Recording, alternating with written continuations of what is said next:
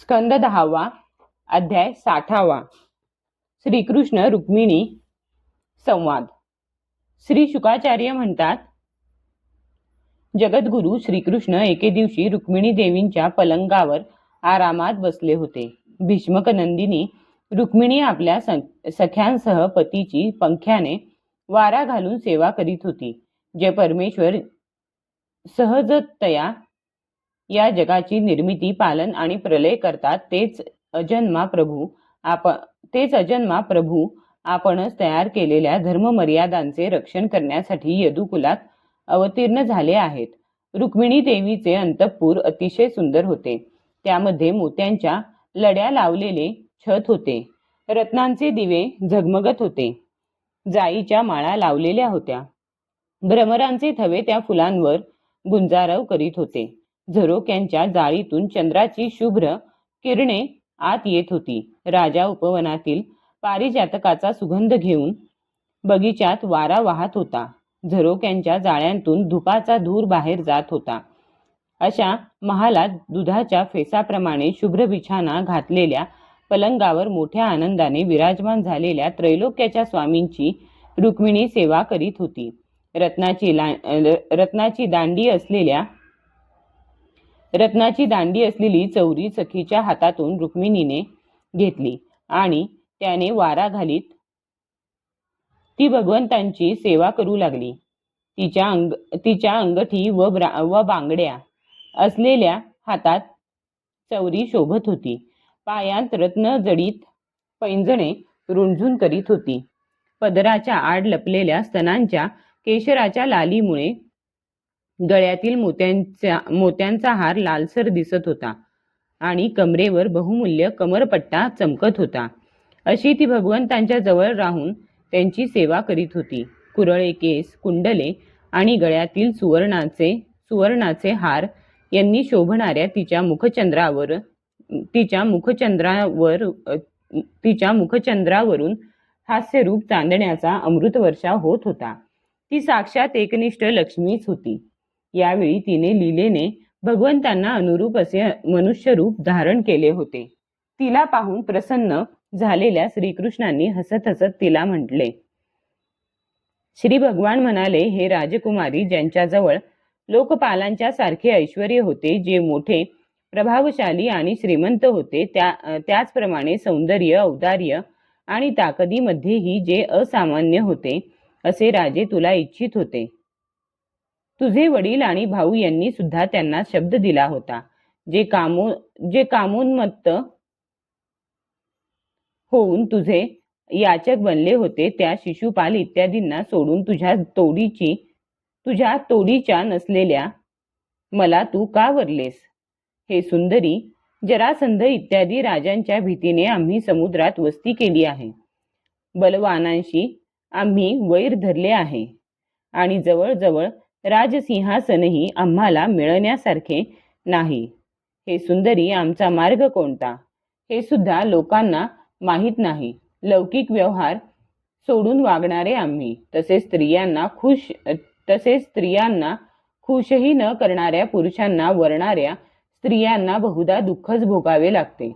हे सुंदरी, आम्ही असे जवळ काही न बाळगणारे आणि जे जवळ काही बाळगत नाहीत अशाच लोकांवर आम्ही प्रेम करतो।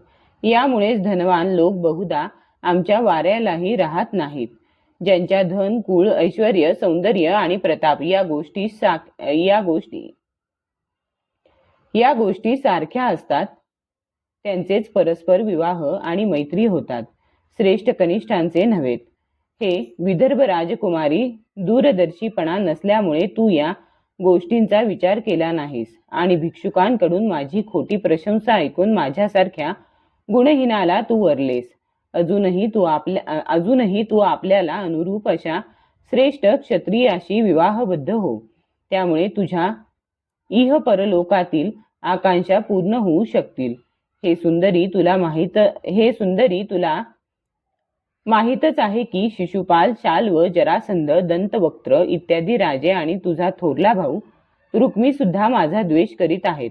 हे कल्याणी, सामर्थ्याने मदांध झालेल्या गर्विष्ठ अशा त्या दुष्टांचा गर्व नाहीसा करण्यासाठीच मी तुझे अपहरण करून तुला आणले. आम्ही खरोखरच देह व घरदार यांविषयी उदासीन आहोत. आम्ही खरोखरच देह व घरदार यांविषयी उदासीन आहोत. स्त्री, संतान आणि धन यांची आम्हाला आकांक्षा नाही. आम्ही निष्क्रिय असून दिव्यासारखे साक्षीदार आहोत. आम्ही आमच्या आत्म्याच्या साक्षात्कारानेच पूर्ण काम आहोत. श्रीशुक म्हणतात, श्रीकृष्ण आपल्यापासून कधीच दूर जात नसल्या कारणाने रुक्मिणीला आपणच यांना सर्वाधिक प्रिय आहे असा झालेला गर्व नाहीसा करण्यासाठीच भगवंत एवढे बोलले आणि गप्प राहिले. आपले प्रियतम त्रिलोकेश्वर भगवंतांचे पूर्वी कधीच न ऐकलेले हे अप्रिय बोल जेव्हा रुक्मिणीने ऐकले तेव्हा ती भ्याली. तिचे हृदय धडधडू लागले. चिंतेच्या अथांग सागरात ती गटांगळ्या खाऊ लागली. अखेर ती रडू लागली. नखांच्या लालिम्यामुळे सुंदर दिसणाऱ्या पायाच्या नखाने ती जमीन उकरू लागली. डोळ्यांतील काजळाने काळे झालेले अश्रू केशराने रंगलेली वक्षस्थळे धुवू लागले. ती मान खाली घालून उभी राहिली. अत्यंत दुःखाने तिच्या तोंडून शब्द फुटेना. आत्यंतिक व्यथा, भय आणि शोकामुळे तिची विचारशक्ती लोप पावली. वियोगाच्या शंकेने ती इतकी दुबळी झाली की तिच्या मनगटातील बांगड्या ओघळू लागल्या. हातातील चौरी गळून पडली. बुद्धी व्याकुळ झाल्याने तिला एकाएकी घेरी येऊ लागली आणि वाऱ्याने केळ उन्मळून पडावी त्याप्रमाणे केस विस्कटून ती जमिनीवर कोसळली. भगवान श्रीकृष्णांच्या लक्षात आले की विनोदाचे मर्म लक्षात न आलेल्या रुक्मिणीची माझ्यावरील अत्यंत प्रेमामुळे अशी अवस्था झाली आहे. स्वभावातच दयाळू असणाऱ्या श्रीकृष्णांचे मन तिच्याबद्दलच्या करुणेने भरून आले. त्यावेळी 4 हात धारण केलेले भगवान चटकन पलंगावरून खाली उतरले आणि रुक्मिणीला त्यांनी उठविले. तिचे मोकळे झालेले केस सावरले आणि आपल्या कमलकराने तिचे तोंड कुरवाळले. हे राजा, भगवंतांनी तिच्या डोळ्यांतील अश्रू आणि दुःखाश्रूंनी भिजलेले स्तन पुसून आपल्याबद्दल अनन्य प्रेमभाव असणाऱ्या तिला बाहूंनी आलिंगन दिले. समजूत घालण्यात कुशल असणाऱ्या भक्तवत्सल प्रभूंनी रुक्मिणी विनोदाने गोंधळून जाऊन बैचेन झालेली पाहून तिची अशी थट्टा करायला नको होती असे वाटून त्यांनी तिची समजूत घातली. श्रीकृष्ण म्हणाले, हे विदर्भ नंदिनी, माझे बोलणे तू मनावर घेऊ नकोस. तू माझ्याशीच एकनिष्ठ आहेस हे मला माहीत आहे. हे प्रिये, तू काय म्हणतेस ते ऐकण्यासाठीच मी तुझी थट्टा केली होती, ज्यावरील ओठ प्रणयकोपाने थरथरत आहेत असे. रागामुळे डोळ्यांच्या कडा लाल झालेले आणि भुवया उंचावलेले तुझे सुंदर मुखकमल पाहण्यासाठी मी हे बोललो. हे घाबरट प्रिये, गृहस्थांनी आपल्या प्रिय पत्नी बरोबर हास्य विनोद करीत काही घटका आनंदात घालविणे हाच त्यांचा मोठा विरंगुळा होय. श्रीशुक म्हणतात, राजन श्रीकृष्णांनी अशा प्रकारे समजाविले तेव्हा त्यांचे ते चेष्टेचे बोलणे होते. हे लक्षात घेऊन आपले प्रियतम आपल्याला सोडून देतील ही तिची भीती दूर झाली. परीक्षिता सलज्ज हास्य आणि प्रेमपूर्ण मधुर कटाक्षाने श्रीकृष्णांच्या मुखाकडे पाहत ती त्या पुरुषोत्तमांना म्हणाली. रुक्मिणी म्हणाली, हे कमलनयना, ऐश्वर्य इत्यादी सर्व गुणांनी युक्त अशा अनंत भगवानांना अनुरूप अशी मी नाही. हे आपले म्हणणे बरोबर आहे. आपल्या अखंड महिम्यात राहणारे व ब्रह्मदेवादिकांचे अधिपती आपण कोण आणि केवळ अज्ञानी लोक जिची सेवा करतात अशी मी गुणमय प्रकृती कोठे.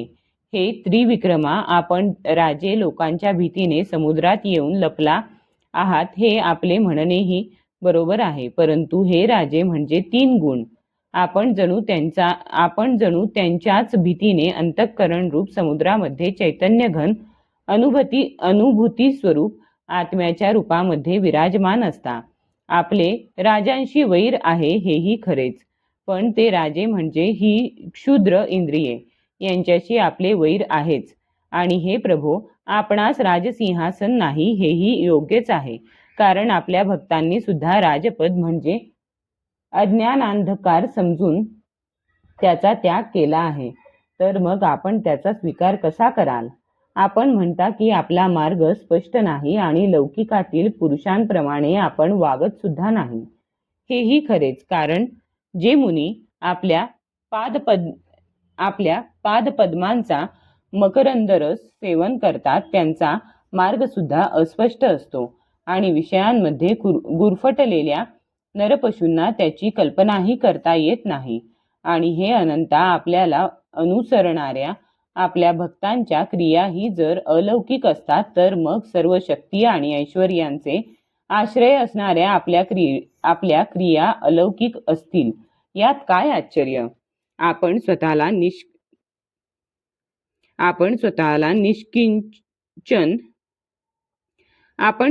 निष्किंचन म्हणवता तेही बरोबर आहे, कारण आपल्याखेरीज दुसरी कोणतीच वस्तू या विश्वात नाही, म्हणून आपल्याला निष्किंचन म्हणायचे. शिवाय ज्या ब्रह्मदेव इत्यादी देवांची पूजा सर्व लोक करतात, तेच देव आपली पूजा करतात. सर्व लोक पूज्य अशा त्यांना आपण प्रिय आहात आणि ते आपल्याला प्रिय आहेत. धनाढ्य लोक आपल्याला भजत नाहीत, हे आपले म्हणणेही योग्यच आहे. जे लोक धनाच्या अभिमानाने आंधळे होऊन इंद्रियांना तृप्त करण्याच्या मागेच लागलेले असतात, ते आपले भजन करीत नाहीत.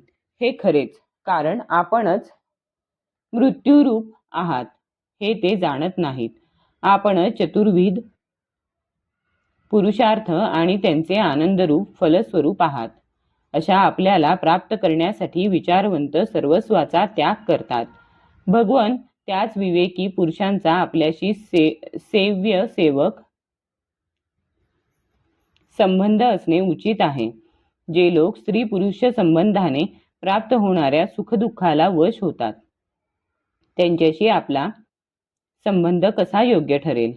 भिक्षा मागून उदरनिर्वाह करणाऱ्यांनी आपली प्रशंसा केली नाही, तर क्षमाशील संन्यासी महात्म्यांनी आपला महिमा वर्णिला आहे. मी अदूरदर्शीपणाने नव्हे तर समजून उमजून आपल्याला वरले आहे, कारण आपण साऱ्या जगताचे आत्मा आहात आणि आपल्या प्रेमी जनांना आपण आत्मदानही करीत असता. मी जाणून बुजूनच त्या ब्रह्मदेव, देवराज, इंद्र इत्यादींचा त्याग केला, कारण आपल्या भुवयांच्या इशाऱ्यावर उत्पन्न होणाऱ्या काळाच्या वेगाने त्यांच्या आशा आकांक्षांवर पाणी पडते. मग इतरांची काय कथा? कारण आपल्या भुवयांच्या इशाऱ्यावर उत्पन्न होणाऱ्या काळाच्या वेगाने त्यांच्या आशा आकांक्षांवर पाणी पडते. मग इतरांची काय कथा? हे गदाग्रजा, आपण राजांच्या भीतीने समुद्रात निवास करू लागलात. हे आपले म्हणणे तर्कसंगत वाटत नाही, कारण आपण केवळ आपल्या शांडर्य धनुष्याच्या टनत्काराने माझ्या विवाहासाठी आलेल्या सर्व राजांना पळवून लावून मला पळवून आणलेत. जसा सिंह आपल्या आरोळीने वनातील पशूंना पिटाळून लावून आपला भाग घेऊन येतो. हे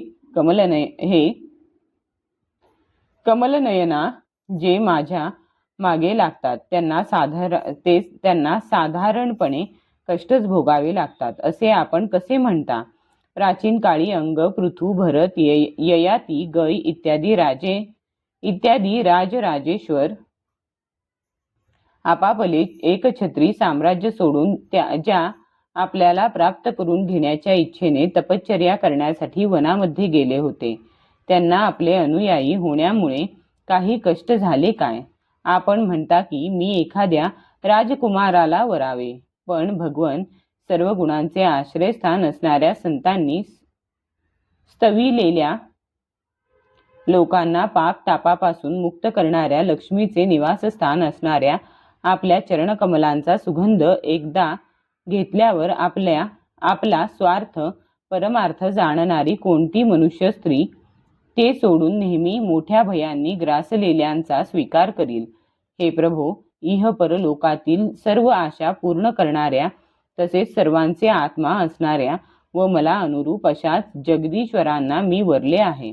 मला माझ्या कर्मांनुसार वेगवेगळ्या योनीत भटकावे लागले तरी नेहमी आपले भजन करणाऱ्यांचा मिथ्या संसारभ्रम नाहीसा करणाऱ्या व त्यांना आपले स्वरूप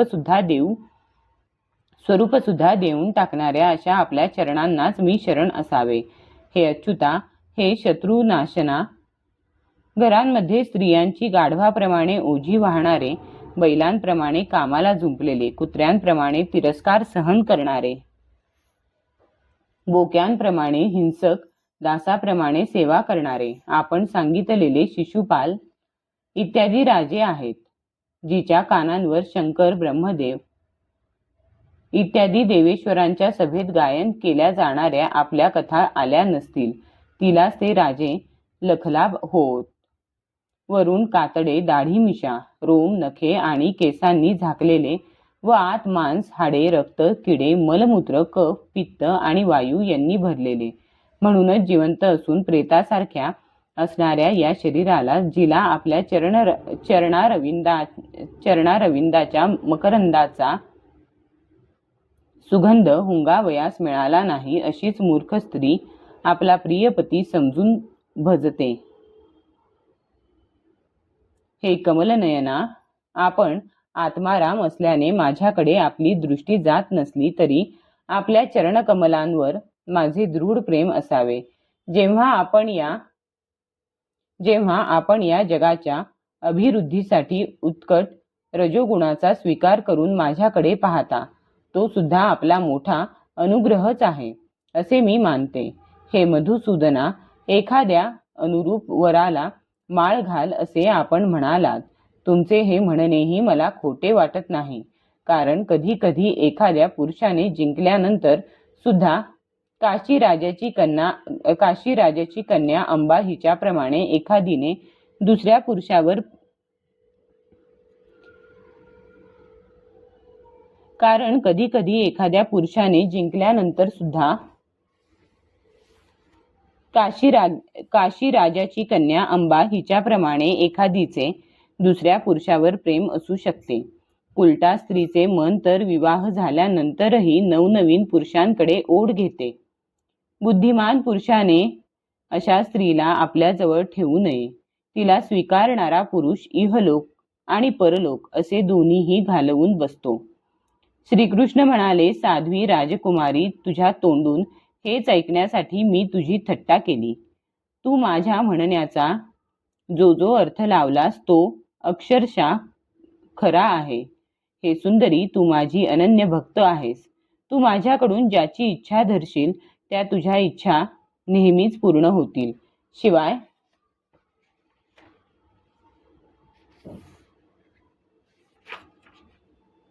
माझ्या संबंधीच्या कामना सांसारिक बंधनात टाकणाऱ्या नसतात. हे पुण्यशिले, मी तुझे पतिप्रेम आणि पातिव्रत्य चांगल्या तऱ्हेने पारखले, कारण मी अनेक प्रकारे तुला विचलित करण्याचा प्रयत्न केला असतानाही तुझी बुद्धी माझ्यापासून दूर गेली नाही. हे प्रिये, मी मोक्ष देणारा आहे असे असून जे सकाम पुरुष अनेक प्रकारची व्रते आणि तपश्चर्या करून दाम्पत्य सुखाची अभिलाषा करतात, ते माझ्या मायेने मोहित झाले आहेत असे समजावे. हे मानिनी, मोक्ष व सर्व प्रकारच्या संपत्तींचा स्वामी परमात्मा अशा मला प्राप्त करून सुद्धा जे लोक फक्त संपत्तीचीच अभिलाषा धरतात, माझी नव्हे, ते अभागीच होत. कारण विषय सुख नरकामध्येही मिळू शकते, परंतु त्या लोकांचे मन विषयांमध्येच गुंतलेले असते, म्हणूनच त्यांना नरकात जाणे सुद्धा चांगले वाटते. हे गृहस्वामिनी, तू आतापर्यंत संसार बंधनातून मुक्त करणाऱ्या माझीच निरंतर सेवा केली आहेस. ही मोठीच आनंदाची गोष्ट आहे. संसारासक्त माणसे असे कधीच करू शकत नाहीत. ज्या स्त्रियांचे चित्त वाईट कामनांनी भरलेले असते आणि ज्या आपल्या इंद्रियांच्या तृप्तीसाठीच निरनिराळ्या प्रकारची कपटकारस्थाने करीत असतात, त्यांना तर असे करणे खूपच अवघड आहे. हेमानिनी, मला आपल्या घरामध्ये तुझ्यासारखी प्रेम करणारी पत्नी दुसरी कोणीही दिसत नाही. कारण फक्त माझी कीर्ती ऐकून आपल्याशी विवाहासाठी आलेल्या राजांची उपेक्षा करून ब्राह्मणाकरवी तू मला एक गुप्त संदेश पाठविला होतास. तुझे हरण करतेवेळी मी तुझ्या भावाला युद्धात जिंकून त्याला विद्रूप केले होते आणि अनिरुद्धाच्या विवाहप्रसंगी द्यूत खेळतेवेळी बलरामाने तर त्याचा वध केला. परंतु आमच्याशी वियोग होईल या भीतीने तू गुपचूपपणे सर्व दुःख सहन केलेस.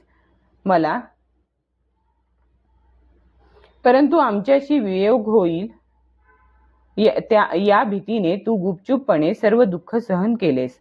मला एका शब्दाने सुद्धा तू बोलली नाहीस. या गुणामुळेच तू मला जिंकलेस. भगवान त्रिकालदर्शी असल्यामुळे त्यांनी हा वधाचा भविष्यकालीन उल्लेख केला असावा. माझ्या प्राप्तीसाठी तू दूताकरवी आपला गुप्त संदेश पाठविला होतास. परंतु माझ्या येण्याला उशीर होत आहे असे दिसले तेव्हा तुला हे सर्व जग असार वाटू लागले. त्यावेळी तू आपले हे शरीर दुसऱ्या कोणासाठीही योग्य नाही असे समजून ते सोडण्याचा निश्चय केलास. तुझा हा प्रेमभाव तुझ्या ठिकाणीच राहू दे. आम्ही याची परतफेड करू शकत नाही, फक्त त्याचे कौतुक करतो. श्री शुक म्हणतात, जगदीश्वर भगवान श्रीकृष्ण आत्माराम असूनही सामान्य मनुष्यासारखे असे प्रेमालाप करीत रुक्मिणीबरोबर रममाण झाले. जगाला उपदेश करणारे सर्वव्यापक भगवान श्रीकृष्ण याचप्रमाणे अन्य पत्न्यांच्या महालांमध्ये सुद्धा गृहस्थाप्रमाणे गृहस्थाश्रमाला उचित अशा धर्माचे आचरण करीत. अध्याय 60 समाप्त.